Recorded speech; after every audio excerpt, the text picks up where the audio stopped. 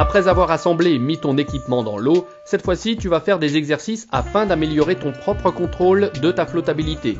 Très important afin de devenir un bon plongeur. Une fois sous l'eau, commence par remplir le stab à la bouche sans nager. C'est le même exercice préalablement fait en surface, à la seule différence qu'il faut garder un peu d'air pour purger le détendeur, avant de pouvoir le réutiliser.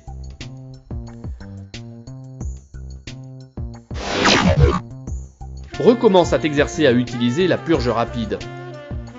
Attention, l'eau ne doit pas être profonde. Cette purge est extrêmement utile pour interrompre une remontée trop rapide, surtout si en plus tu t'aides en vidant le plus possible tes poumons. Commence à travailler ta flottabilité. Allongé face au sol, tes palmes pointées vers le bas, cherche à obtenir une flottabilité neutre. En faisant varier le volume d'air à l'intérieur de tes poumons, tu seras capable de modifier ta position dans l'eau avec ta respiration. Aspirant l'air à fond, tu auras tendance à remonter. En l'expirant, tu auras tendance à descendre.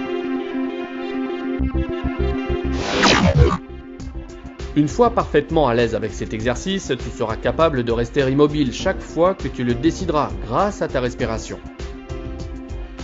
Une fois dans l'eau profonde, apprends à utiliser la purge rapide en position verticale tête en bas. En effet, si tu voulais ralentir une remontée, une des solutions consiste à nager vers le bas. Pour compléter tous ces exercices, tu y mettras un certain temps. Ton moniteur en profitera pour te faire calculer ta consommation d'air personnel et ton autonomie résiduelle.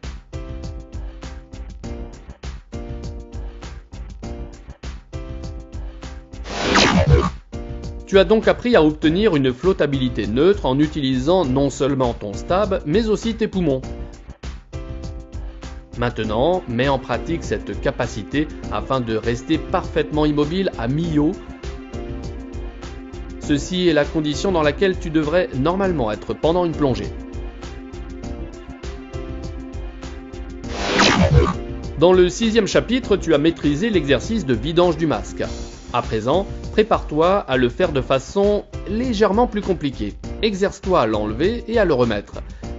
Veille à ce que le masque, une fois replacé sur le visage, soit bien positionné et adhère parfaitement.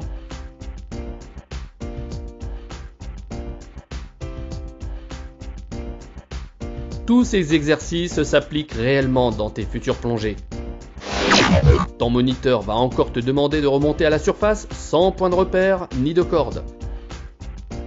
Attention à contrôler toujours ta vitesse de remontée. Comme dernier exercice, apprends à récupérer un plongeur évanoui sous l'eau. Cette technique ressemble beaucoup à celle du 4e chapitre où tu as appris à récupérer un plongeur en apnée. Souviens-toi de passer ton bras droit sous son aisselle afin d'utiliser l'autre main pour bloquer son détendeur dans sa bouche. Enfin, sors de l'eau selon les indications du moniteur, puis démonte ton équipement et rince-le.